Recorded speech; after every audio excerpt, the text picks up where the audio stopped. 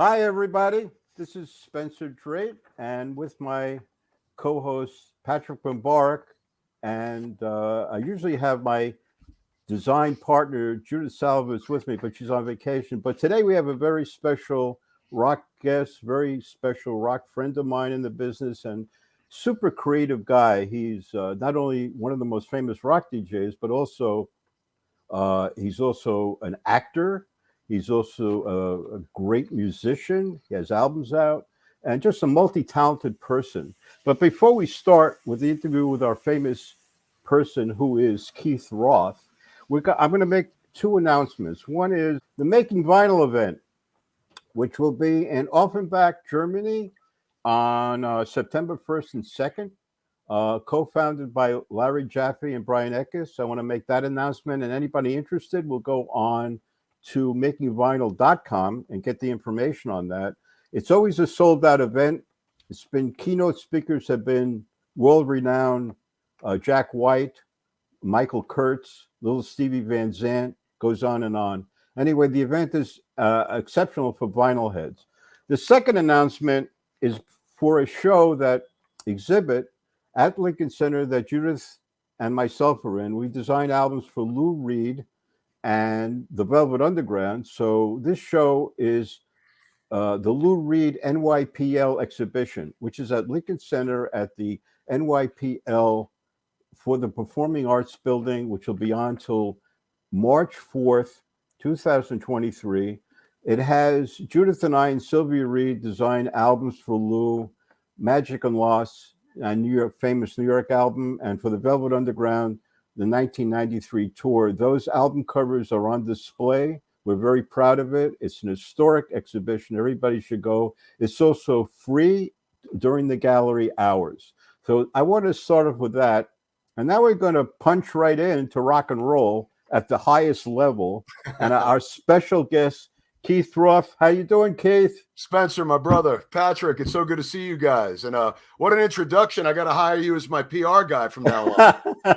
Well, I love you, man. I've been on your show. You've been on mine before. Yeah. You're a very special, multi-talented person. And besides being a close friend of mine in the music business, we just had to have you on so people can know who you are who don't know who you are. And I want to start off by maybe asking you about your early life. I mean, in music or influences in music or, how you started in your early part of your life. Well, I have two older brothers that are considerably older than me. I guess I was a mistake at some point, but I grew up in a house that, my middle brother especially, he was very into music and, hearing stuff like the early Stones, like 12 by 5 is a record that comes to mind, and the Velvet Underground and the Stooges. I mean, we grew up in the Bronx, right in that same area where all the Dictator guys grew up, like Scott Kempner and Handsome Dick Manitoba. So all those guys were in the neighborhood, and there was a great indie record store on Fordham Road. So I caught the bug early, with the Stones and the Beatles and Cream, and that was a big influence on me. And it's still, those bands that I heard when I was 3-4 years old are still very much embedded in me. So that's where I got the bug of rock and roll. Today you have several shows. Maybe go over some of them. You got Ozzy's Boneyard. Yeah. You got the famous Rat FM radio show, which I'll be on in August. I'm looking forward to that. You've been on it many times. Oh yeah, I love it, man. One of my favorite gigs of my life. Sirius XM, and you have your own show with David Johansen. Mansion of Fun. Well, it's his show, but I'm his producer and I'm his announcer. I'm his very own George Fenneman. And I got to be honest, if you're in a room with 20,000 people, David's always going to be the smartest guy in the room. But it's been a more than a pleasure working with that guy for 20 years. And he's got a great show. It's all over the musical map. It's Billie Holiday to Black Sabbath, Nina Rhoda, Billy Joe Shaver, Anne Murray when he's in the mood. So working with David's a thrill. And his Mansion of Fun show, he has new episodes, I think, Thursday at midnight on the Spectrum, which is channel 28. And I've had the honors of playing in his band. So I've known David a long time. He's a great guy. But that's his show. Yeah, and I was privileged to do the Buster Poindexter Spanish Rocket Ship. Spanish Rocket Ship for Island Records. Great Right. cover by David LaChapelle. Right. And you were telling me he really likes that album, which I'm very happy with. Thank God I worked on it, an album that he likes. And he said that he was the only one that bought it. That's funny. I I made that didn't. up. But you have another show, Electric Ballroom, right? Yeah, yeah. That And one we've what's been doing for gosh, it's coming up on 25 years now. That's how I got into radio. From being a musician, you never knew who you're going to meet. And an old friend of mine, Amy Christie, who was a publicist, she's PR, she did publicity for Charlie Watts and Ronnie Wood, and she did PR on a band that I was in back in the 90s. So when the Rat first opened, I think in 97, she said that she's got a meeting with them about doing a radio show. And if I'd be into being her co-host, and, we could play whatever we want. And, we made up these playlists of Bowie and the Ramones and the Velvet Underground, and we didn't think they'd go for it. And they went for it. And, I've been doing the show ever since. Crazy. We've had everybody do that show, like Spencer Drate, and especially in the early days, Joey Ramone used to come down, and Alice Cooper and the Kinks and the Who, and, some of the guys from Zeppelin, Robert Plant, John Paul Jones, and it's still going, still going. It's terrestrial radio. So we must be doing something right. Because oh yeah, one or two bad books and you're done. Yeah, you have some really great musicians on the show. Every time I see the list of people, you have some really great people, great music. I have to put that there. Really great music also. I want to go over some things with you. I saw certain pictures of you with certain people. Let's talk about that. Okay, so we have a picture of you with Eddie Trunk. And I know Eddie for years. He has my 45 book, one of the great people in the business. Tell us about, did you interview Eddie? Yeah, I have interviewed Eddie, and Eddie's interviewed me, and I've known him since I was a little kid. He's the real deal. I always tell people when they ask about Eddie Trunk, he eats, breathes, and sleeps music. I mean, I remember one time running into him in an airport in Fort Lauderdale, and we were talking, and we both almost missed our flights because he's just, what you hear on the radio and what you see on television. And I've known him for many decades, and I love Eddie. He's a great guy. And it's interesting, interviewing him because, he's so used to interviewing people. It's funny when we get in those positions with each other, but Eddie's aces, top shelf in my book. Yeah, what I pick up about him is when I've seen his shows or whatever, and I've met him, he's such a real person. Absolutely. He's like you. I mean, it's like, how can you not like Keith Roth? How can you not like Eddie Trunk? You'll find people, trust me. And when he did that metal show, I remember he was so honest. I mean, anything he said, yeah. Is that he's a very honest guy. I mean, before he says anything on the air, I mean, he does like so much fact checking, and anything that comes out of his mouth, it's not like hearsay. It's either from a great source or he has proof on it. He's a real investigative DJ. He's great. And I think when he started, believe it or not, Judah's son Justin told me about Eddie when he had a show outside in New York. It was a long time ago, it was years ago. And he would listen to that show all the time. And that's how he got introduced to Eddie with this show. And on DHA, right? Yeah. And that was a great show. But that's how I first learned about him.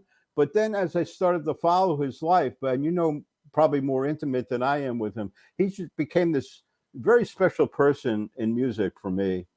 Just to listen to as you are for me. Well, no, I mean, thank you. That metal show was such a cool thing. People love that show. People that don't even like heavy metal like that show. Like I'm not meaning to name drop, but I remember Mick Jones from The Clash we were talking about that metal show, and as soon as it comes on, he has to watch. And the other guys that do it with him are great too. I mean, Don Jameson's a good buddy, and Jameson's great. And Florentine's great too. They were, what you see on TV is the real deal. Yeah, and so now we'll go on to the next person, and we're going to have Keith we're going to talk about Mark Weiss, who I'm going to be interviewing because of Keith, thank God.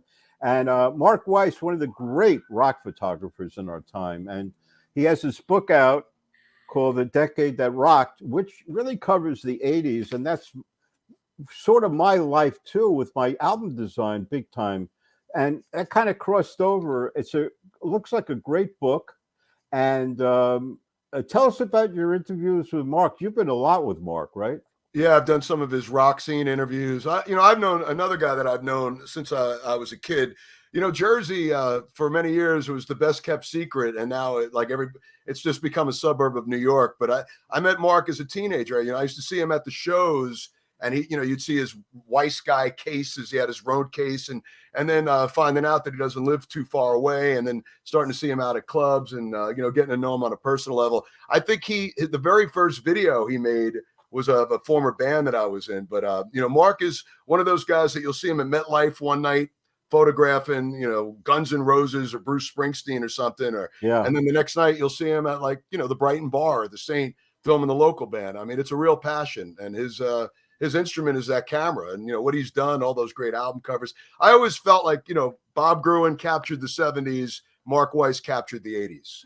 Yeah, I agree with you. And the other thing is that really got me, and I've worked with some great photographers, as you well know, but his concepts of setting up shots and how these shots would be with his Motley Crue or Bon Jovi, a Slippery When Wet shoot, Yep. or, we're talking about Van Halen or Ozzy, whoever. It doesn't matter. He captured that great shot. That great shot of Randy Rhoads that's became iconic, Yeah. And Mark is one of those guys like Bob Gruen. They're very similar because if he's out there, hanging out with you or traveling with the bands, he fits right in. He's not a nuisance, and he's a good hang. People like having him hanging around. So that's why he gets all these great shots, because he's not just that guy, behind the barricade, or gets to go to a press conference or a meeting or something. He travels and he becomes friendly with them, and he's a good hang. Yeah. Great photographer. And again, the book is called The Decade That Rocked. I think it's on Insight Editions, and we're going to have Mark on our show eventually.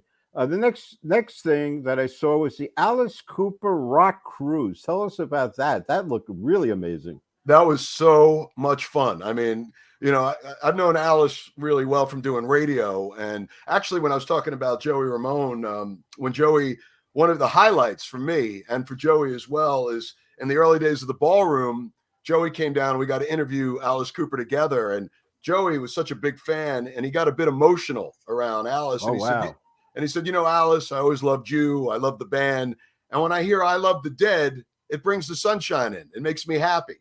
And Alice, without missing a beat, said, I wouldn't tell your therapist that. But the Alice Cooper cruise was great. I mean, it was like 5 days out on the seas with Alice Cooper headlining and doing shows. And me and Don Jameson, who you mentioned before from that metal show, hosted the Q&A in the big arena. And, Alice got the best stories. It was just so much fun. It was like an Alice Cooper themed cruise with so many other great bands that played. That was fun. A lot of great 80s acts, and they definitely intertwined some 70s stuff. So it was a great mixed crowd. It was just a lot of fun, and going to see Alice, a couple times. And, the Alice Cooper fans are the best. It's always Halloween, Yeah, I had the privilege of meeting him at a Bob Gruen birthday party. It was a big blast for me to meet Alice Cooper. I remember that. Yeah. Oh God, was that a party? Bob's in England now with a big show, by the way, of his photography work in London. Very big show coming out. I think it's today or tomorrow. Actually, the show is opening up. Got a big write-up in the London Times. Bob Gruen, one of our favorites. Keith and I, one of our favorites. And now you had a show with, now one of my favorites, Carmine Appice. Tell us about that interview.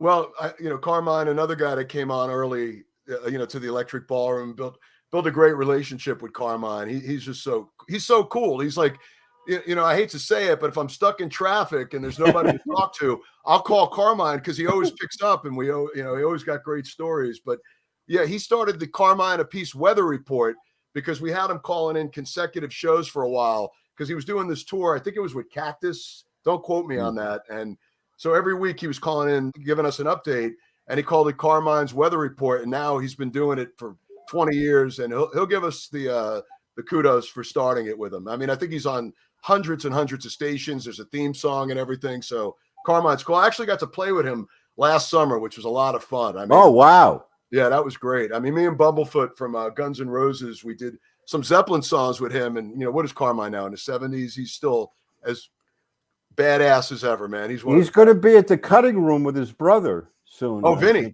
Yeah. Are they doing that comedy bit? I don't know, but, I saw Carmine years ago at the Cutting Room, a great showcase run by Steve Walters. Great guy, right? And Carmine was unreal. I mean, he was just incredible on drums. He's amazing.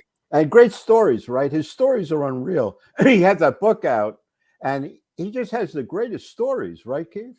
Oh, I mean, come on, from Zeppelin and Yeah, Vanilla Fudge and Cactus. yeah, One of the most one of my favorite bands of all time. I saw that gig because we played a show together. I wasn't playing with him, but him and his yeah, brother. It was actually the Sandy West benefit.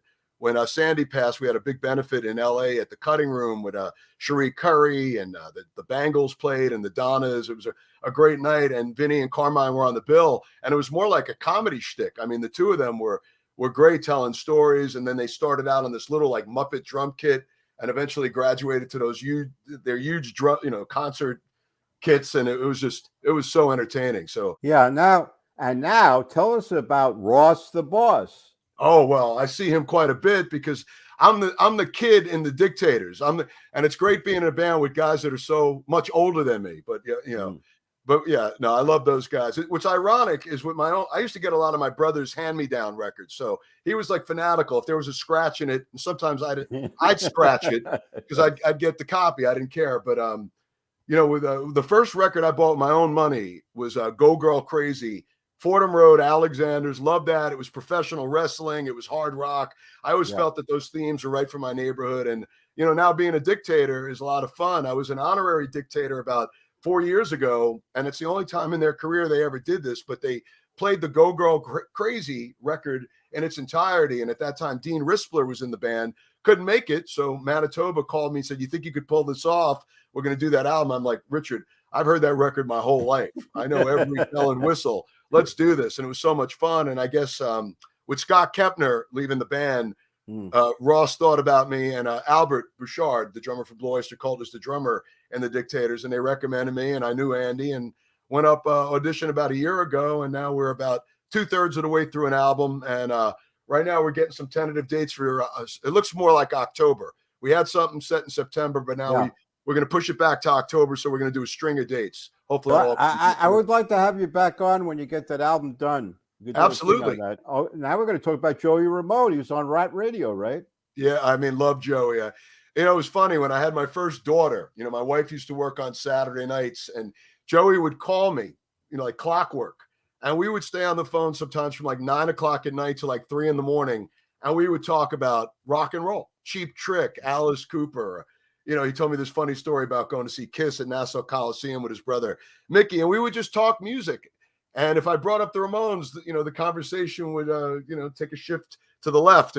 So we just talked about all the great, and he would tell me, "Oh, I just discovered this band or that band," and his work with working with the Independents and all this stuff, and it was great. So my daughter at that time was an infant. He put her to bed, and I'd wrap a lot of Saturday nights with Joey Ramone, and then doing radio, he would come down. He was a big supporter of the Electric Ballroom in the early Mm. days, and we miss him, man.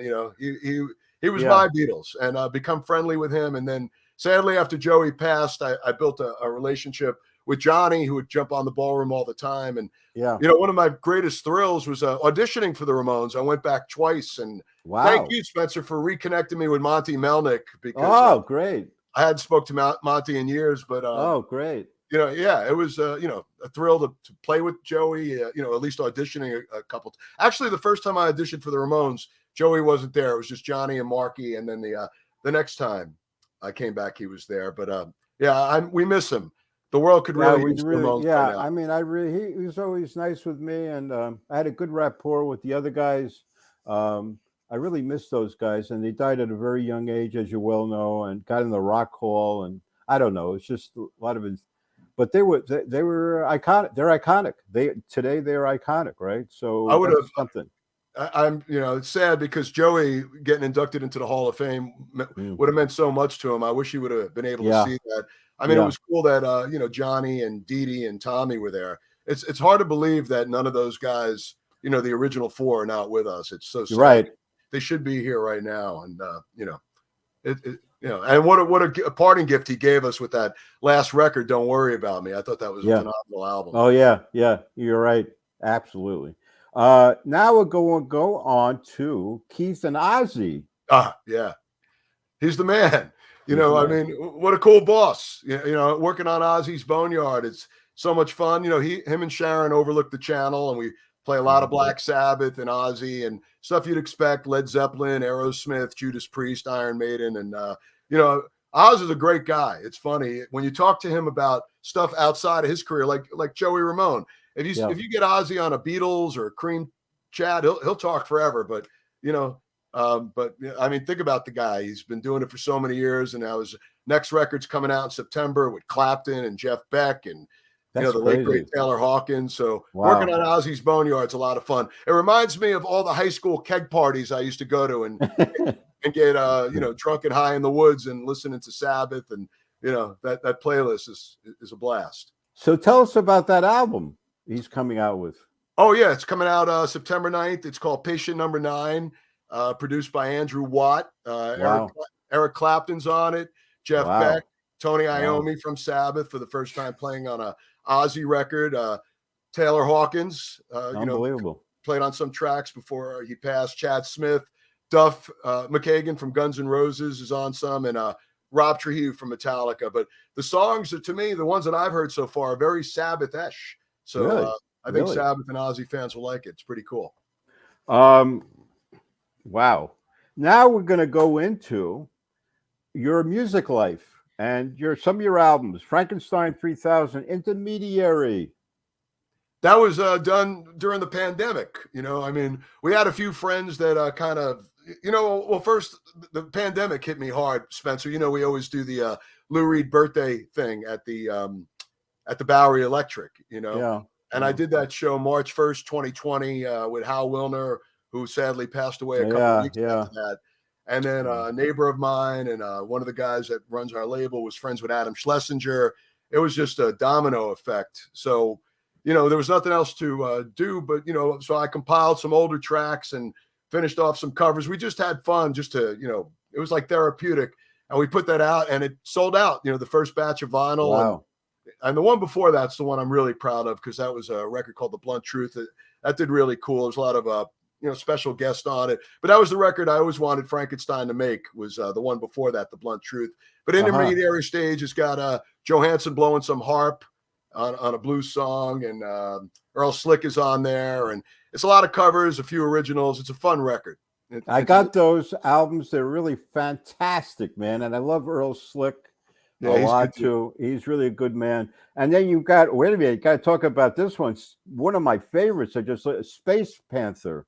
That was another record that was done during the pandemic, because Bobby Kennedy wrote all those songs, and I felt like he conjured up a journey back to London, the glam scene of 1972. I mean, that's like, that record could be like, in my opinion, could be like Slade or Sweet's greatest hits.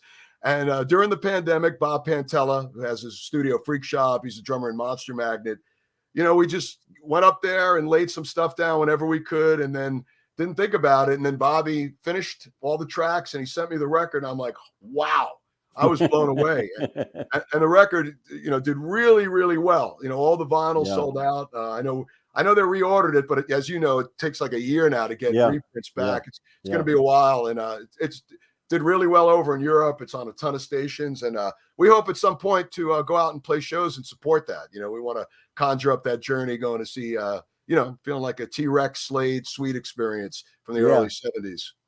That's a very special album. I always thought it could be like a record store day special edition, in that way. Well, talk to some of those vinyl people, Make it happen.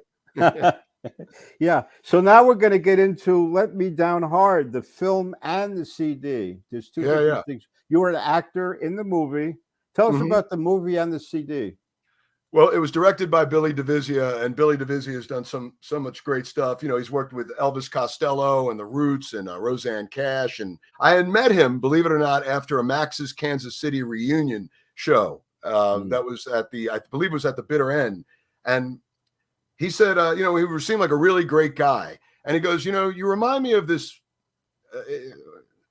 douchebag named Jack Ainsley. And I'm like, what a jerk this guy is. But Jack Ainsley is the lead character in this film he's been writing with Frankie Harkins from Sony Records for a long time. And he said, I think we've auditioned people for this role, but I get a feeling you might be, good for the role. And and then he goes, where do you live? And I said, in Jersey. And he's like, I thought he was making like a joke about it. And it turns out, this is ironic, he lives not even a half a mile from me. Gee. Like, it was just unbelievable. Like, he literally lives Wow. like 4 blocks away from me. And I went to his house and auditioned, and it took 6 years to make the movie. A lot of trials, tribulations, a lot of fighting, and we got it done, and we got it out there, and it won the Garden State Music Film Fest. It won the Asbury Film Fest for Best Feature, and we took it on the road. We did some film festivals, and he put me in charge of putting the soundtrack together, which has Monster Magnet and the Ribeye Brothers and a lot of really great New Jersey bands on there, Atomic Bitchwax. And it's about this guy, Jack Ainsley, who had a thing going in the late 80s, early 90s. And you know how that after school special ends. His career went south, and he became sort of a degenerate and winds up home in New Jersey, really broke and destitute, and has to reconcile with his family. And you root for Jack in the movie. Like, did he change? Did he become a good guy? And I don't want to ruin the ending in case you haven't seen it, but you can check it out on Amazon Prime. It's called Let Me Down Hard. Yeah, I saw it. It's a really great film. People should see this film. It's got a lot to say in it. Everybody could relate to Jack Ainsley. I don't care if you're a good guy or a bad guy. Those decisions that you have to make in life. It's just the way you make those decisions. But Let Me Down Hard. I was very, very proud of it. I never thought it would get done, but it did get done. And the soundtrack is smoking. Love the soundtrack. Well, I'd like to talk a little bit about vinyl. And you put out vinyl. How do you feel about vinyl coming back, or where it's at right now? I mean, Betty Ford should build a award for people that have addictions to vinyl, because it's insanity. To me, when I listen to vinyl, that's the only way to listen to music. I know it sounds cliche, the warmth, but it's there. I mean, you listen to vinyl and you realize why these records that we listen to as kids, are embedded in us. It just sounds correct. And, the whole experience of the cover and looking at stuff. That's why we didn't have the internet, we didn't have MTV before all that. You knew every producer, every mastering guy. You studied that stuff. You rolled reefer on it. It was like your best friend in the world. I mean, and I love vinyl. And, I got back into it heavily about 10 years ago. And when the pandemic happened, I mean, I really built my collection back up. But I love everything about it. And I'm so glad. It saved the industry as far as, putting records out. People are obsessed. All these record stores are popping up. I go to Jack's Music in Red Bank weekly, and it's so great. You walk in there on a Friday night or a Saturday afternoon, and you see families and kids, 15, 12, all buying stacks of used records and new records, and it's packed. And there's record stores popping up everywhere. So I couldn't be more happier that vinyl. And also the 45. I'm a big collector of 45 sleeves and LP sleeves, but the 45, very big, right? I mean, I love 45s. Yeah. I love it. Your book is amazing. Oh, thank you. I mean, you sent me that when that first came out. What year was that? 2010. Yeah. So, I mean, I was already back into vinyl at that point. I mean, I went through your book a couple times. Well done. Yeah. I'm sure. Thank you very much. That's a big honor coming from you, because you're. Come on now. I know what the sound is like. I know all about sound, Keith. That's one thing I know about you, and it's great to hear from you. And I'm so glad you're on the show. Do you have anything coming up that you want to talk about in your life? Or well, I mean, just main priority is getting this Dictators record done, and getting out there on the road. I mean, it's going to be a lot of fun singing those songs. I'm sure a lot of people are going to miss Manitoba, but. I don't know what happened there, but and Scott Kempner. So I'm actually going to be singing half the songs with Andy. Oh, great! Yeah, wow. Andy's. So we're going to be doing a lot of the classic Dictator stuff from Blood Brothers and Go Girl Crazy and DFFD, and a lot of songs off the new record. Ed Stasium is mixing it. So famous. We hope to have it out soon. I mean, we're getting there. We're getting there. Yeah, I mean, that's great. Ed Stasium, one of my favorite guys I had on, also in my life. He's been doing this thing for years, right, Keith? The best, man. One of the best, man. When Andy and Ross and Albert told me Ed's mixing, well, they were just calling him Ed, so I'm like, all right, Ed. And then all of a sudden, then you start getting the email connections and you see the Stasium. I'm like, ooh, Ed Stasium, man, produced the Ramones and, Living Color, all these names started popping up. So when they watch this, they're going to be like, oh, all right, it meant something to you. Yeah, it means something to me. He's great. So my classic Ed Stasium story, which will never get out of my head, is I think I was interviewing Clem Burke, and I asked Ed about Clem, and he was working on an album with what the Only Hearts. I forgot their name. Oh yeah, the Lonely Hearts. Lonely Hearts. Oh, Okay, the Empty so Hearts. The Empty Hearts. Empty Hearts. Right. So Okay. I asked him about. I don't know, just happened to be talking about Clem Burke, and this is what he said to me, which I'll never forget. He says Clem Burke to him is as good as Keith Moon. I never forgot that, Keith. There's a lot of similarities, I mean, I've seen Clem play obviously outside of Blondie. We did a show with him one time when I was playing in Cheetah Chrome's band. I forgot what, because he's in a lot of different bands. And I was just watching Clem because he's amazing. I remember he played drums in the house band for that big T-Rex tribute in Central Park. And he's a great drummer. And of course, that band from Jersey with John Easdale, Dramarama as well. So, phenomenal. And, hey, that's quite a compliment coming from Ed Stasium saying that he's as good as Keith Moon, or that's I know. I just like it. It's just something I was meant to hear from a music messenger, Keith, sort of one-liner that I'll never forget. I mean, I also remember Jimi Hendrix playing. That's how old I am. And he was in the middle of a set and it was cold outside. And you know what he said? He said, "My hands are cold." Right in the middle of the set, he goes, "Oh, my hands are cold." And it's been in my head ever since, from the 60s, right? Well, when you make a record, you should call it "My Hands Are Cold." That would be a good book for you. That's a good book title for you. My hands are cold. So you got where did you see Hendrix at? I saw him. I saw him in the Doors at two different times at Bridgeport Football Stadium. And in those days, I saw the Cream at Yale. I saw the Doors at the stadium and I saw Hendrix. And I can remember seeing it in my head, actually the band playing on the stage. But I don't remember anything of the set at all, Keith. Nothing. I just remember. Man, it was the 60s, I know. You get a free pass. Right. But I remember what they looked like. I could see them in my mind. But I remember that one line, "My hands are cold." It's so bizarre. I'll never forget that now. I'll never forget that. And also, Spencer, listen, I mean, your graphic designs, I mean, some of my favorite records you've been a part of. I mean, Ramones, Road to Ruin, and one of might be my favorite Lou Reed record ever. I know I get into big debates about it, but the New York album, I mean, that is such a great timeline, especially of New York when that came out. And your album cover, and you did U2. I know Achtung Baby, right? You're involved in that. I worked on that, a U.S. part. Yeah, I was really lucky, Keith. I mean, I got involved with a lot of great, as you do in your life, get involved with great people. You don't ask why. You're just something unfolds. But I was really lucky. And sometimes people pass me on to other people, and I managed to help. And Sire was a big thing with me, with Ramones, and I worked with Talking Heads on Fear of Music. A lot of great packaging. What a great album cover that is! Oh my God, Black Manhole cover. Yeah, and I had Jerry Harrison on. We talked about the concept. It was his concept of the deck plate pattern that he saw on the floor of Tina Weymouth's brother, was an architect. Saw this deck plate pattern on the kitchen floor. And that's where he got the idea. And that's how it starts. It's really great.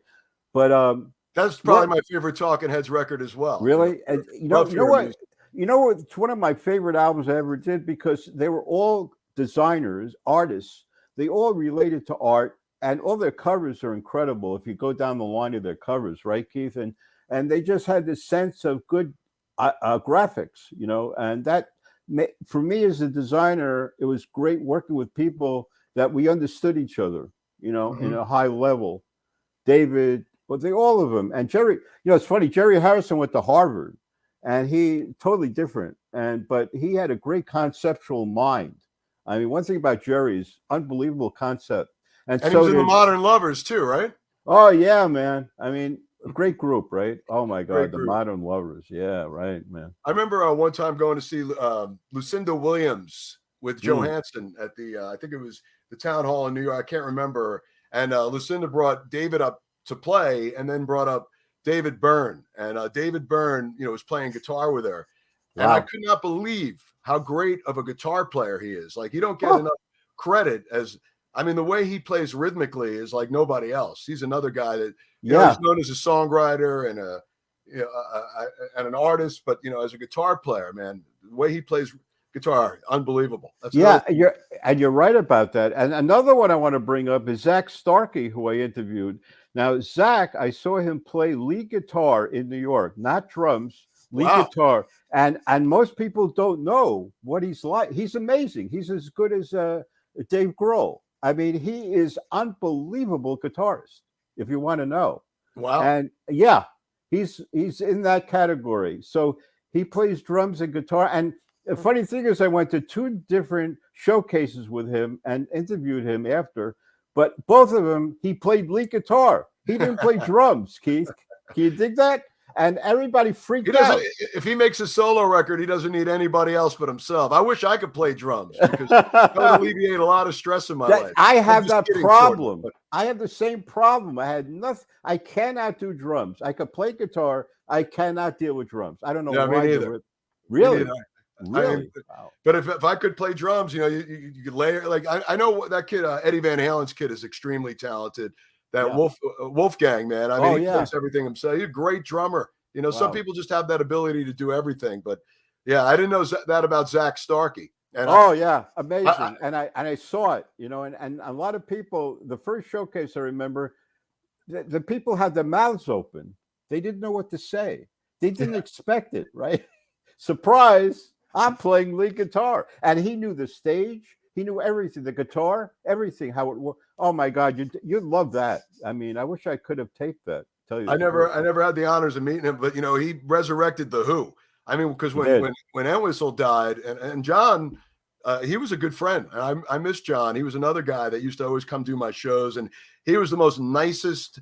Like if he was in his, I remember traveling with him in his bus one time, and there was a couple fans waiting, that didn't get a chance to see him. And he had the bus stop so he can get out and sign. They had like Who records, and he got out and signed it for him. And, but when he passed away, you're like, well, that's definitely the end of the Who. And then Pino comes in and with Zach Starkey, and they're amazing. I mean, that Who record that they put out a couple of years ago, that was the best record they made since Who Are You? I mean, I thought it was better than It's Hard and, Face Dances, whatever it was. Incredible. And age is just a number. You look at Jagger running the stage, Ian Hunter. Yeah, amazing, right? Jagger's like alive.